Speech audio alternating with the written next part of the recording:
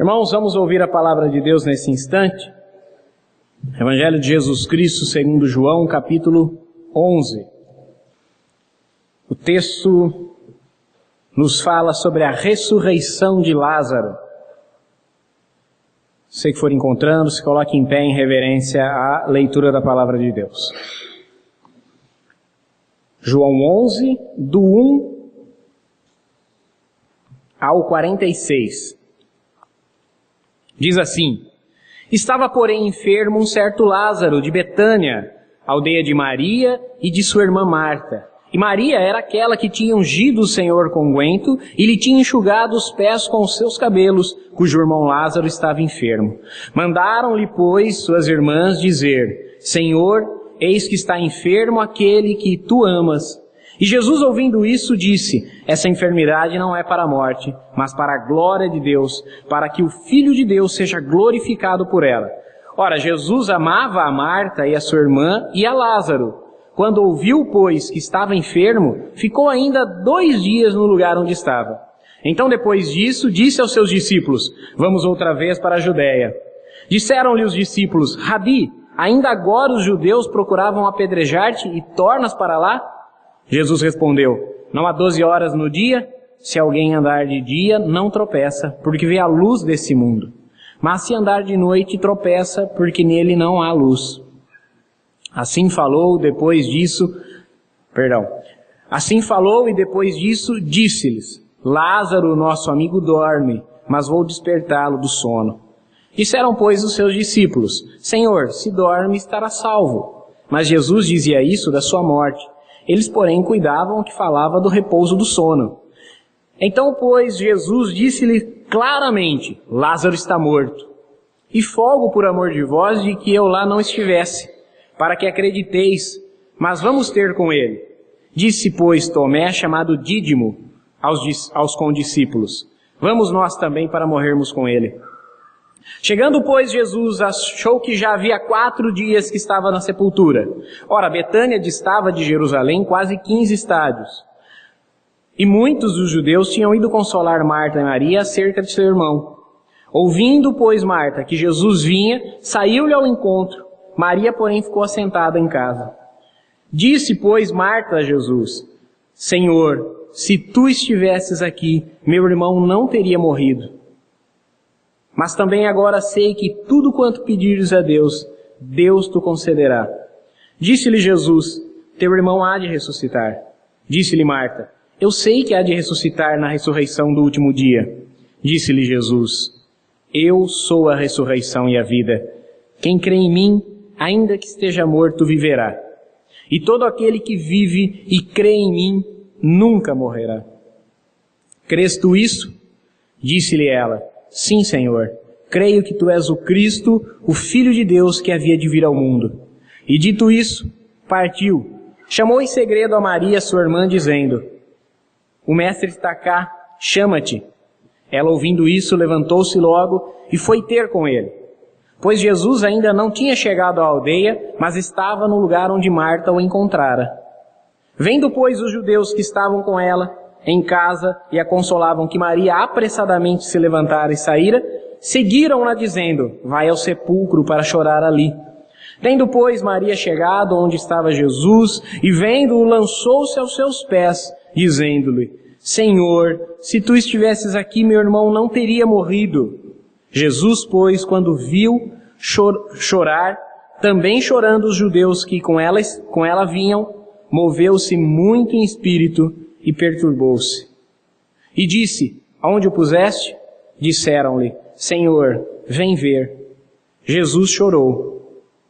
Disseram, pois, os judeus: Vede como o amava.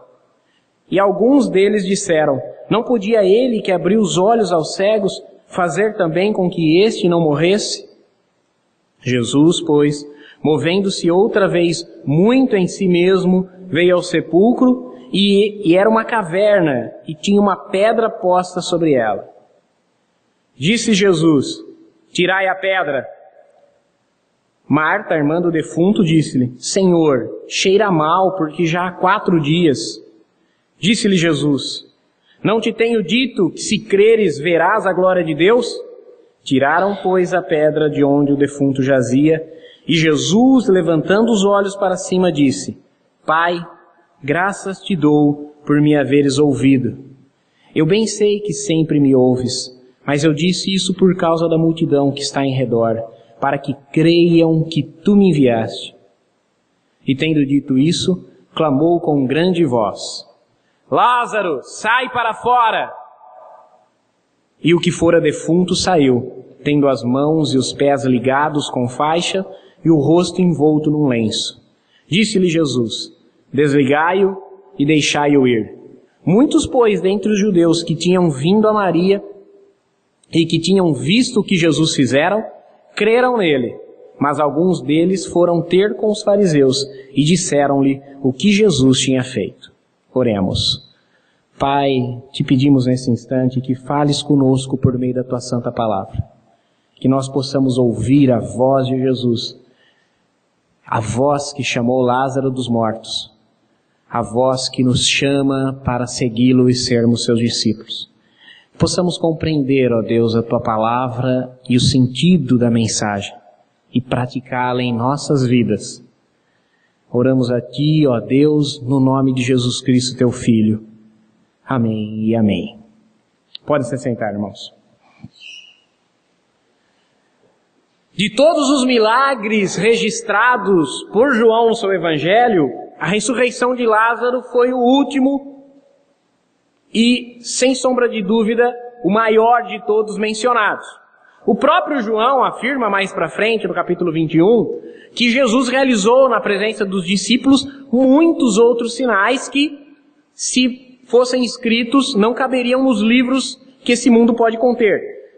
Mas João deixou registrado no seu evangelho 7 desses milagres realizados por Jesus. Nós já vimos que, conforme João registra esses milagres realizados por Jesus, começando da transformação da água em vinho num casamento em Caná e encerrando na ressurreição de Lázaro, são mais do que milagres no relato do evangelho. Eles são sinais. Eles comunicam mais do que o feito somente. Isso já foi dito para nós, outros sermões, mas vamos nos ater novamente a essa questão. Os sinais realizados por Jesus, registrados por João, têm a função de comunicar algo sobre Jesus. Algo sobre a sua pessoa, quem ele é, sobre o seu caráter e sobre a sua obra. Nós precisamos olhar para esses sinais e precisamos ver isso. Quem é que os fez? Quem ele é? E qual a obra que ele realiza? Então, vamos olhar para esse texto, examiná-lo, a sua descrição e entendermos o que a ressurreição de Lázaro nos comunica hoje. Primeiramente, lá no versículo 3, o texto nos comunica como relacionar e como lidar com o sofrimento e o amor de Deus.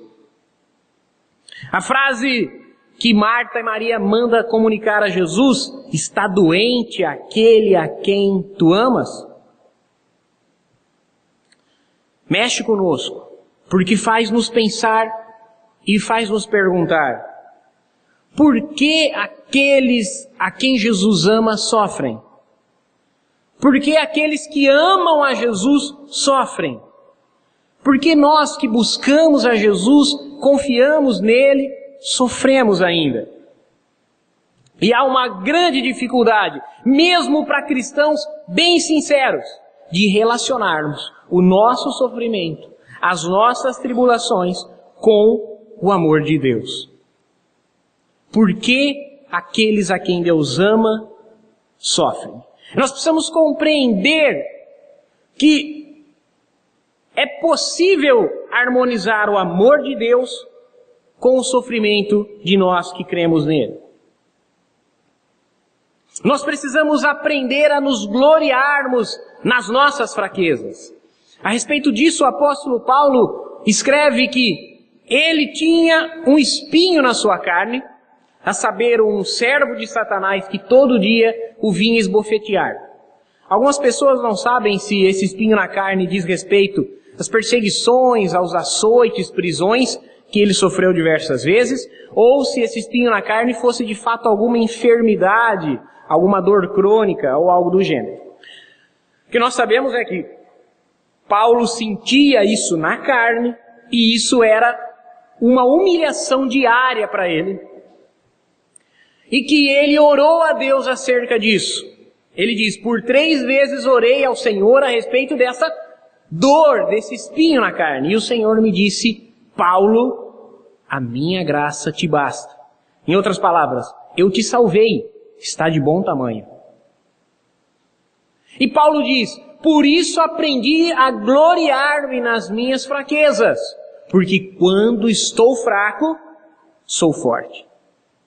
Nós precisamos compreender que o Senhor Jesus, o Rei da Glória, o nosso Salvador, Filho de Deus, demonstrou a sua vitória em uma situação de fraqueza. Cristo vence todos os seus inimigos, vence o mundo, vence o inferno e a morte na cruz, nu, morto, traído, abandonado. Na cruz, em fraqueza, Jesus venceu todos os seus inimigos. E por essa cruz, por esse sacrifício, por essa demonstração de humilhação, é que nós também obtemos vitória. Nós não somos filhos preferidos de Deus. Não somos filhos prediletos. Somos irmãos uns dos outros. E se nem o Filho unigênito escapou de sofrer por amor de nós, como é que nós imaginamos que Deus não nos ama porque sofremos? Não pense você que porque você sofre hoje, Deus não te ama. Ele te ama e o seu sofrimento não é para o mal, mas é para a glória de Deus. Nós precisamos, como cristãos, aprender a lidar. Nesse mundo, teremos aflições. Nesse mundo, enfrentaremos adversidades. Nessa vida, teremos sofrimentos. E essas coisas não nos afastam do amor de Deus, mas nos aproxima, mas nos aperfeiçoa nesse amor. Segunda coisa que o relato da ressurreição de Lázaro nos ensina, lá no versículo 6, está em como nós relacionamos o nosso tempo com o tempo de Deus. O texto diz que ao ouvir que Lázaro estava enfermo, Jesus ainda se deteve por 2 dias no lugar onde ele estava. Jesus demorou, propositalmente ele demorou, ainda mais 2 dias. E a pergunta é, por que é que Jesus demorou para ir encontrar-se com Lázaro? Por que é que o Senhor não foi imediatamente ao encontro daquele a quem ele amava, assim que ele soube da sua enfermidade? Ou então, por que ele não o curou à distância, como ele fez com o filho do oficial? João capítulo 5, capítulo 4, registra isso. Jesus tinha poder para, com uma palavra, de onde ele estivesse, curar a Lázaro. Jesus podia viajar imediatamente ao receber a notícia, mas o texto diz, ele ainda demorou propositalmente mais 2 dias. E aí nós ficamos pensando, até quando eu vou enfrentar essa tribulação? Até quando eu vou enfrentar esse mal? Até quanto tempo eu esperarei para que coisas boas de Deus venham? Quanto tempo mais eu terei que esperar até que a bênção que eu aguardo chegue? Nós precisamos entender que o nosso tempo não é o tempo de Deus. O tempo de Deus é perfeito. O tempo de Deus é o momento exato. Quando o tempo de Deus se encontra com o nosso tempo, nós recebemos bênçãos muito maiores do que as tribulações que nós enfrentamos. Não queira fazer as coisas no seu tempo. Confie no tempo de Deus. Há um exemplo na Escritura bastante claro a respeito disso. Deus chamou Abraão e fez-lhe uma promessa. Abraão, a Sara terá um filho, e a sua descendência será inumerável como as estrelas do céu. Mas a Sara já tinha 90 anos de idade, o Abraão já tinha 100 anos de idade. Como ia ser uma história dessa daí? Então a Sara disse, olha, a lei dos cananeus permite que você possua uma serva minha e ela te dê um filho e esse filho será meu pelos lombos da minha serva. E o Abraão esperou o tempo de Deus? Não. O Abraão fez as coisas no seu tempo. O Abraão deu ouvidos à sua esposa e fez as coisas no seu tempo. Porém, quando o filho nasce, Ismael nasce, a serva de Sara começa a desprezar. Então ela vê que ela contraiu para si a amargura, porque não esperou o tempo de Deus. Ela quis fazer as coisas à sua maneira e ela contraiu para si a amargura. Quanto tempo Sara ainda esperou até que Deus prometesse aquilo, aliás, cumprisse aquilo que ele prometeu? 12 anos. 12 anos tinha Ismael, quando mais uma vez o Senhor aparece a Abraão e diz, Abraão, ano que vem, eu visitarei Sara e ela terá um filho. E o seu nome será Isaque, porque ela riu dessa promessa. Irmãos, nós temos que entender, nosso tempo não é o de Deus. O de Deus é perfeito. Talvez você está esperando algo de Deus. Talvez um sofrimento como a enfermidade de Lázaro, lá enfermo, febril, com dores. 2 dias parecem uma eternidade. Talvez você esteja esperando uma promessa de Deus cumprir-se na sua vida como Abraão. Não foram 12 dias. Não foram 12 meses. Foram 12 anos.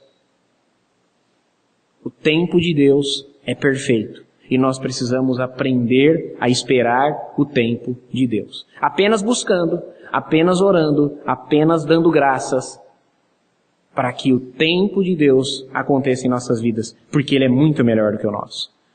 Versículo 14, Lázaro está morto.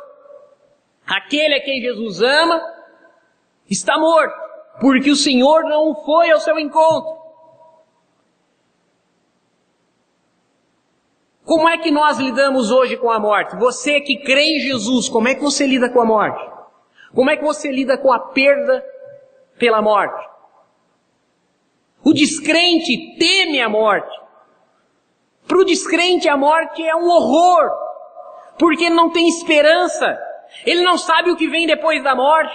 Quando o descrente perde um ente, um familiar descrente, ele estremece, porque não sabe o que acontece depois. Quando um descrente está enfermo, abatido, prestes a morrer, ele desespera-se, porque ele não sabe o que o espera depois dessa vida. Há pessoas que temem a morte, a hora da morte. Há pessoas que temem os mortos. Isso é comum, nós podemos examinar isso facilmente. Há pessoas que têm receio de caminharem aqui na frente do cemitério à noite. Irmãos, ali é um lugar menos perigoso. Ninguém ali vai te fazer mal nenhum. Todos que estão ali são os únicos que não podem te fazer nada. Mas as pessoas lidam com um medo irracional da morte, porque elas não têm esperança, porque elas não têm vida. A morte espiritual que as tens na mão as impede de vencer o medo da morte física. Lázaro está morto. E como é que as pessoas lidam com isso? Bom, o apóstolo Paulo nos escreve dizendo o seguinte: para mim viver é Cristo e morrer é lucro. Lógico que com isso Paulo não está incentivando ninguém a dar cabo da sua própria vida, suicidar-se, nem nada do gênero. E nem dar algum valor à morte, ao martírio, como um fim em si mesmo. Nada disso. Porém, Paulo disse isso quando ele estava na antessala da sua decapitação. Ele já estava condenado à morte e ele escreve então dizendo: eu não sei se eu quero viver mais um pouco para ser mais útil ao Evangelho, ainda escrevendo mais, ou quem sabe podendo pregar livremente o Evangelho, ou se eu quero encontrar-me logo com o meu Senhor. Eu sei que encontrar-me com o meu Senhor, morrer em Cristo, é o melhor presente que eu posso receber dele. Mas eu sinto também que eu ainda posso ser mais útil para o Evangelho. Por isso eu quero aproveitar ainda cada dia que me resta de vida, contribuindo com o Evangelho, anunciando o Evangelho de Cristo, salvando pecadores. Porque para mim viver é Cristo e morrer é o ganho, morrer é lucro. Irmãos, cada dia da nossa vida precisa ser vivido para Cristo. Eu não sei se até o final dessa noite Jesus não terá voltado. Ninguém sabe se até o final dessa noite estaremos aqui. Eu estou bem saudável, aparentemente estou saudável, né? Não tenho nenhum problema de saúde, mas eu não sei do dia de amanhã. E hoje eu vivi para a glória de Cristo? Se hoje fosse o último dia, eu vivi ele para Cristo? Será que eu temo o dia em que eu não estarei mais aqui? O dia em que eu morrerei para essa vida? Ou o dia em que eu morrer para essa vida? Para mim é a expectativa de encontrar-me com o Senhor nos ares. Porque o crente não teme mais a morte, porque a morte foi tragada na cruz. A morte morreu na morte de Cristo. E nós obtivemos vida. Nós precisamos aplicar essa nossa vida para a glória do Senhor, sabendo que essa nossa vida é passageira, é temporal, e que o fim dela é o início da vida verdadeira. Mas Jesus está no controle de todas as coisas. O Lázaro está morto, mas Jesus está no controle. Versículo 15. Ao revelar para os seus discípulos que o Lázaro estava morto, Jesus diz para eles: mas eu estou feliz por causa disso. Olha que loucura, irmãos. Versículo 14, ele disse claramente: o Lázaro morreu, gente. Versículo 15 ele diz: mas eu estou feliz por causa disso. Estou feliz porque vocês vão crer. Eu estou feliz porque o que eu vou fazer, o milagre que Jesus fará em Lázaro, glorificará mais a Deus do que se ele o tivesse curado. O milagre que Jesus realizará na vida do Lázaro vai fazer com que os discípulos creiam mais do que se Jesus tivesse o curado. Jesus já curou um monte de enfermos. O Evangelho de Marcos diz que certa feita na casa da sogra de Pedro, uma multidão veio a Jesus e Jesus curou a todos. Jesus curava por atacado, irmão. Jesus curava todos de uma só vez. Mais uma cura, o Lázaro. Jesus curou o filho de um oficial à distância, curou o servo de um centurião à distância, curaram o Lázaro à distância, os discípulos já tinham visto aquilo. Mas Jesus quis que a dor fosse maior, que o sofrimento fosse maior, que a perda fosse maior, para que o milagre também fosse maior. As tribulações, as dificuldades, as adversidades que nós enfrentamos agora produzem para nós um peso de glória muito mais excelente. Nós estamos certos, convictos de que as dores, angústias, aflições, sofrimentos desse tempo presente não são de se comparar com a glória que nos será revelada. Deus utiliza do sofrimento para produzir em nós aperfeiçoamento da fé, amadurecimento, e a glória dele é muito maior. Por isso nós precisamos crer, confiar, esperar nele, somente nele, o tempo dele. Versículo 17.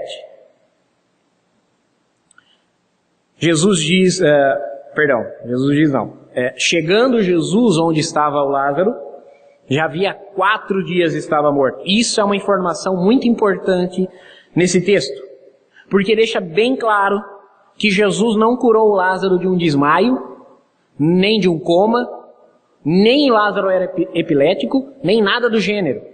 Lázaro estava apodrecendo. 4 dias. Jesus vai ao encontro então.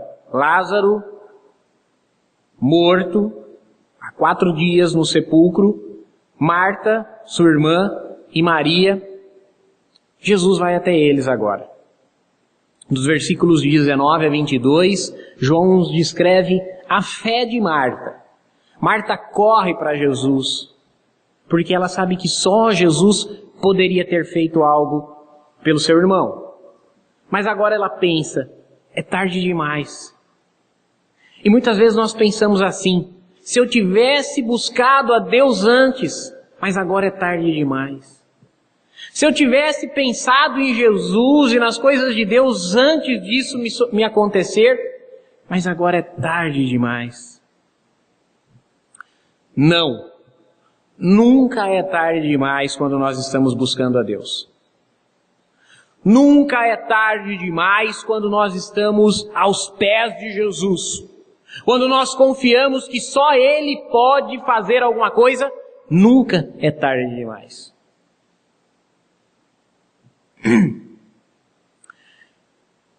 Versículos 23 a 26.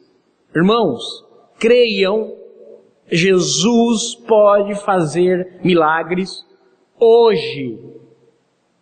Jesus faz milagres hoje. Agora. Quando Jesus anuncia para Marta o que ele vai fazer, ele diz, teu irmão vai ressuscitar. Versículo 23. Marta pensa que o Senhor está se referindo à ressurreição dos mortos, no juízo final, no último dia. Então, Marta crê que Jesus poderia ter curado seu irmão. Ela crê no que Jesus podia ter feito. Jesus fez muitas curas no passado.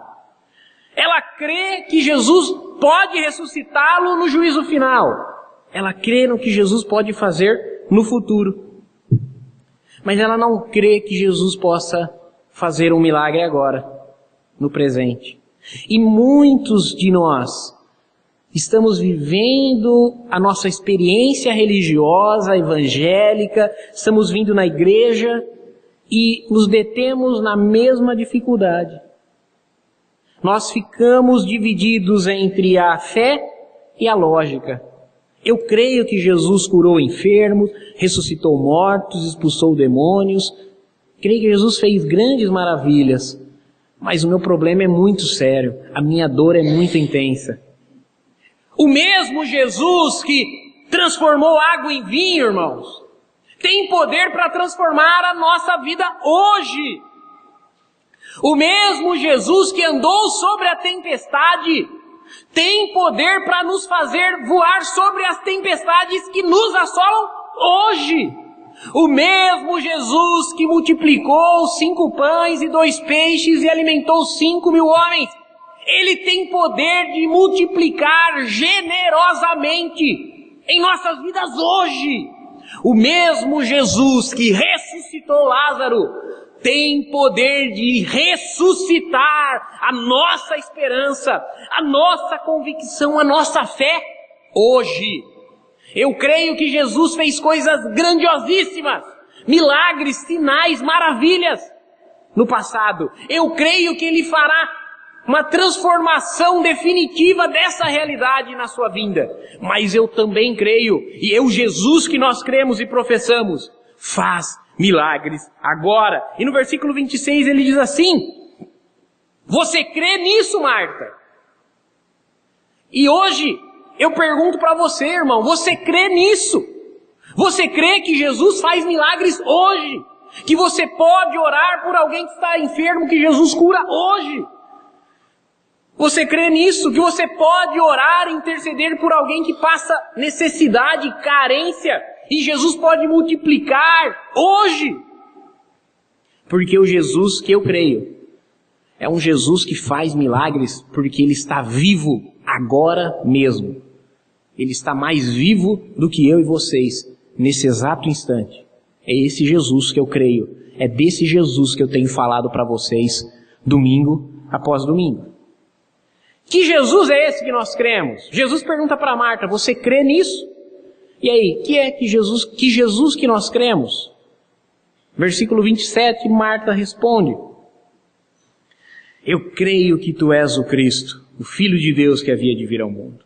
E isso é importante, irmãos, porque se nós não conhecemos qual é o Jesus que nós cremos, então nós ficamos realmente desesperançosos. Então a morte é mais real do que a vida para nós. Então a dor é mais real do que a glória de Deus para nós.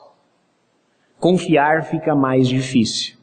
Que Jesus nós cremos? No Jesus histórico? Um judeu da Galileia que viveu 2000 anos atrás, era carpinteiro? Essa figura histórica?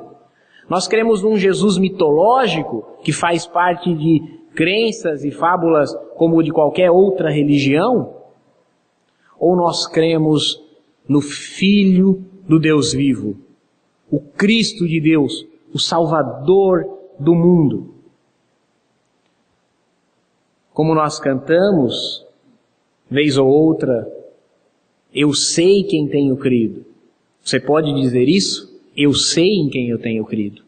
Eu conheço Jesus em quem eu creio, porque isso é importante.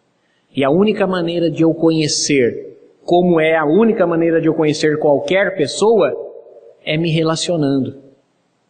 Eu posso conhecer você de vista, mas eu só vou conhecer, saber como você pensa, como você sente, qual é o seu jeito, se eu tiver um relacionamento. Quando você conheceu sua esposa, mulher, quando você conheceu seu marido, você não sabia de um monte de coisas que hoje você sabe, né? E o que é que te trouxe esse conhecimento? Relacionamento, intimidade. Você tem que relacionar-se com Jesus. Você tem que adquirir intimidade com Ele. Isso se faz de duas formas, ou melhor, de três. Oração, você precisa falar com Ele das suas dores, das suas angústias. Oração, leitura bíblica, você precisa saber o que Ele disse, o que Ele fez, o que Ele ensinou. E comunhão. Está vendo essas pessoas aí do seu lado? Elas são membros do corpo de Cristo. Para relacionar-se com Cristo, não dá para relacionar-se só com a cabeça. Tem que relacionar-se com o corpo todo. Então relacione-se em comunhão com essa pessoa que está do seu lado. Então você vai ter o conhecimento de quem é o Jesus em que você crê. Versículo 35. Jesus chorou. Jesus ou Marta, eu não consigo perceber muito bem no texto aqui, manda chamar Maria. Fala, chama Maria, o mestre está te chamando. E ele quer te ver. E Maria levanta-se. E a atitude de Maria é bastante parecida com a de Marta. No versículo 32, ela corre ao encontro do Senhor e ela se lança aos seus pés. Irmãos, humilhe-se diante de Cristo hoje. Se você tem uma aflição, uma tribulação, uma angústia, algo que tira o seu sono, humilhe-se aos pés de Cristo hoje. Deixa de confiar no seu próprio braço. Para de confiar na sua própria capacidade. Para de confiar naquilo que você pode fazer e humilhe-se. Humilhe-se como quem não pode fazer nada. Porque a verdade é essa. Eu e você não podemos fazer nada. Ele que pode fazer todas as coisas. Lançou-se aos pés de Jesus. E a reação de Jesus diante daquela comoção generalizada, a Maria desesperada, as pessoas ao lado dela desesperadas, foi de partilhar desse sentimento. O versículo 33 nos diz que Jesus moveu-se intimamente no seu ser. Maria diz a mesma coisa, Senhor, se o Senhor estivesse aqui, o meu irmão não teria morrido. Jesus, ao ver isso, ele se comove. E o versículo 34, as pessoas dizem, nós podemos perceber como é que ele se importava com Lázaro. Irmãos, percebe como Jesus se importa com você? Você percebe como é que Jesus te ama? Veja, o Deus Todo-Poderoso, o Filho de Deus, te ama com tamanha intensidade que ele chora ao ver aqueles que ele ama sofrendo. A divindade de Jesus, o fato de ele saber fazer e todas as coisas, estar no controle de todas as coisas, não anula a sua humanidade. E ele, como nós, chora, sofre, geme. Quando nós estamos sofrendo, nós somos parte do corpo de Cristo. O corpo está sofrendo. O irmão que está sentado do seu lado também está sofrendo. Cristo também partilha da nossa dor. Cristo também chora com aqueles que choram.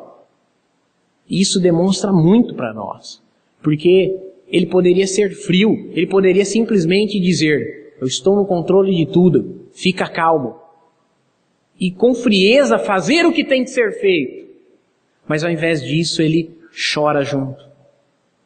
Ele sente junto. E ele ainda está no controle de todas as coisas. Versículo 39. Tirem a pedra. Tirem a pedra. Jesus vai até aquele sepulcro. Aquele sepulcro era um buraco escavado num monte. Tem uma pedra na frente desse sepulcro. Ele fala: tirem a pedra.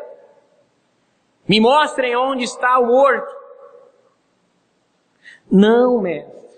Não, porque está fedendo, diz a Marta. É de 4 dias. Fede. Irmãos, nós temos que expor aquilo que há de podre. Nós precisamos expor. Talvez a nossa angústia, o nosso desespero, o que tira o nosso sono, a gente não queira que ninguém veja. Porque talvez fede, porque talvez é podre, porque talvez é um pecado, porque talvez é uma dúvida. Mas nós não queremos que ninguém saiba. Ou pelo menos nós não queremos que as pessoas certas saibam, né? Porque muitos falam dos seus problemas, das suas aflições com todo mundo que não devia falar. E com quem devia falar, não fala. Mas nós precisamos mostrar, temos que expor. E isso nós fazemos em oração. Quando nós oramos a Deus, ainda que Ele saiba de todas as coisas, ainda que Ele conheça perfeitamente a nossa vida, antes que haja palavra em nossos lábios, nós precisamos tirar a pedra, mostrar aquilo que nos tira o sono. Conforme Tiago 5,16, confessando uns aos outros e orando uns pelos outros. Eu disse isso aqui uns sermões atrás, vamos dizer de novo. Irmãos, não deixe para procurar conselho com o pastor depois que a coisa estiver feia. Procure o pastor antes, converse antes, peça conselho antes, peça oração antes.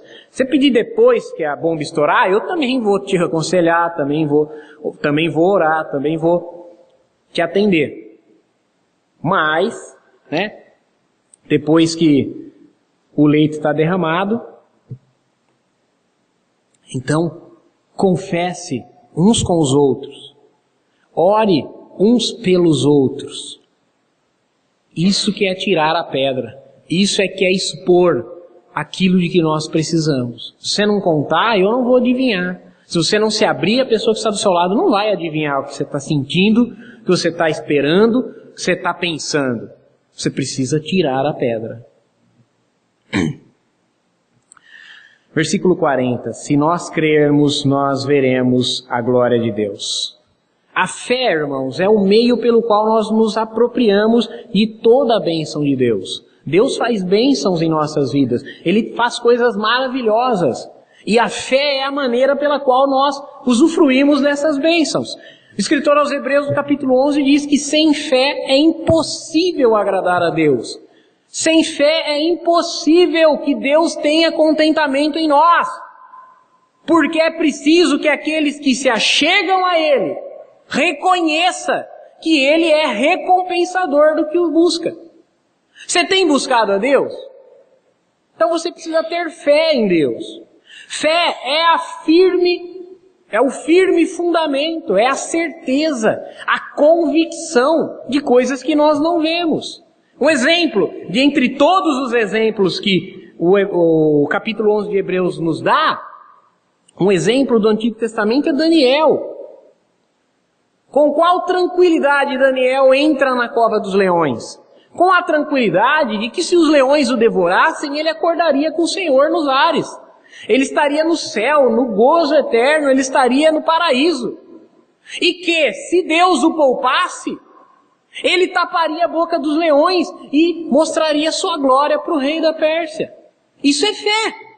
Com que fé os amigos de Daniel entraram na fornalha de fogo ardente por mandado do Nabucodonosor, sabendo que, se eles morressem queimados, estariam no paraíso com o Senhor.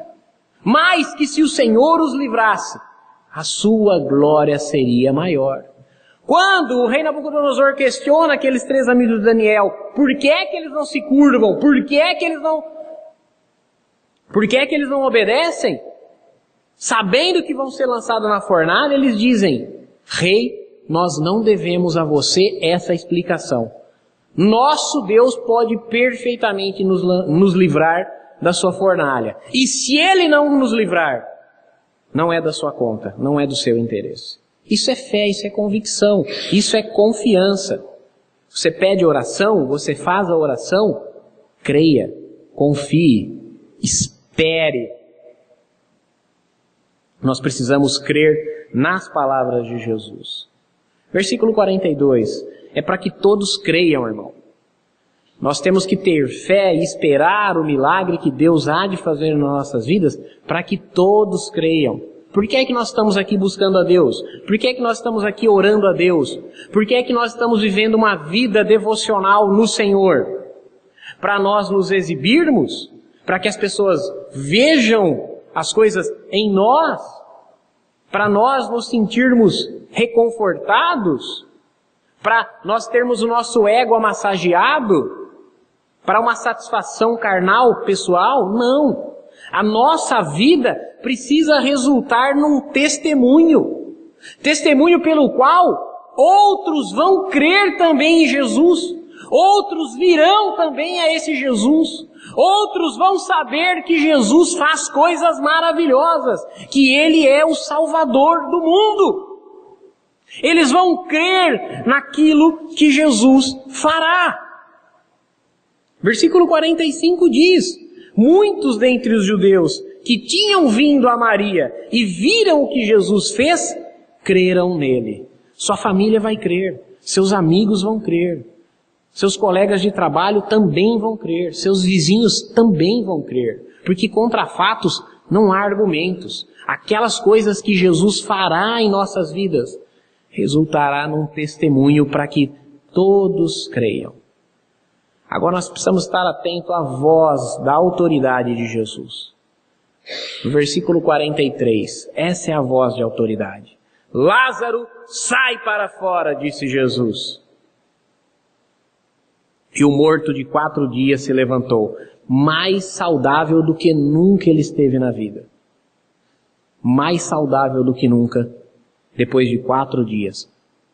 Já apodrecido, ele vem para fora. Há alguns estudiosos que argumentam que se Jesus naquele cemitério não tivesse dito, Lázaro sai para fora, mas tivesse apenas dito, saiam para fora, seria uma ressurreição em massa. Por isso que Jesus fala, Lázaro, é só você. Lázaro, sai para fora. E o Senhor levanta, e Lázaro levanta e vem para fora. Essa é a autoridade que Jesus tem para nos dar vida, para fazer vida. Porque Ele é a ressurreição e a vida. Quem crê nele nunca morrerá. Se você crê em Jesus, você nunca morrerá. Porque a morte do corpo não é o fim dessa vida. Não é a morte que nós temos que temer. Porque Jesus venceu a morte na cruz. Por isso Ele nos chama, Ele ressuscita a nossa fé, a nossa esperança, a nossa confiança nele, para que nós possamos prosseguir mais esse dia, para que nós possamos continuar esperando as coisas maravilhosas que Ele faz nas nossas vidas. Essa é a mesma voz que nos diz hoje, siga-me. É a mesma voz que diz hoje, vinde a mim. É a voz que nos diz, arrependa-se. É a voz que diz, creia no Evangelho, sai para fora. Sai para fora do seu sepulcro, irmão. Venha até Jesus, siga Jesus. Venha a voz daquele que te chama. Versículo 44, e aqui nós vamos encerrando. Jesus desamarra aquele que estava morto, Lázaro. Ele liberta Lázaro da morte. E é exatamente isso que quer dizer quando ele diz: desliguem-no e deixem-no ir. Desamarrem-no e deixem-no ir. Jesus desfaz as algemas do pecado. Jesus desfaz as amarras da morte na nossa vida. Jesus nos liberta do pecado, dos vícios. Jesus transforma o nosso caráter. Ele te salva para a glória do nome dele. Aquelas coisas que te prendem na vontade da carne, aquelas coisas que te prendem no pecado e nas trevas, Jesus manda que te soltem e te deixem ir. Essa voz que nos transforma hoje. Se coloque em pé para nós orarmos nesse momento. Irmãos, a sua pedra tem nome. A sua pedra tem nome. A sua dor, a sua angústia, a sua aflição tem nome. Se ela é um pecado, esse pecado tem nome. Você sabe o que é essa pedra. Você sabe o que é que tem te tirado do sono. Eu não sei. Você sabe. E Jesus sabe. Feche os seus olhos nesse instante. Fale para Ele a respeito desta pedra. Fale a respeito dessa aflição, dessa dor. Nós vamos orar a Ele nesse instante. Pai, suplicamos a Ti nesse instante, pela Tua santa palavra, que o Senhor ressuscite a nossa esperança essa noite. Que o Senhor ressuscite, Senhor. Produza vida em nossos corações. Pai, há tribulações, há dores, há angústias que nos tiram o sono, que nos fazem pensar em voltar atrás, que nos fazem pensar em desistir. Mas o Senhor está no controle de todas as coisas. O Senhor é a ressurreição e a própria vida. Eu te peço, Senhor, que o Teu Espírito Santo encha os corações essa noite. Eu te peço que o Espírito Santo chegue aos nossos lares dando vida, transformando, ó Deus, a morte em vida. Senhor, produzindo cura, produzindo libertação na nossa vida e na vida daqueles a quem nós amamos, por quem nós oramos e por quem buscamos a Tua face. Senhor Jesus, ouve a oração da Tua igreja essa noite. Faz um milagre nas nossas vidas. É no nome do Teu Filho Jesus Cristo, ó Pai, que oramos. Amém.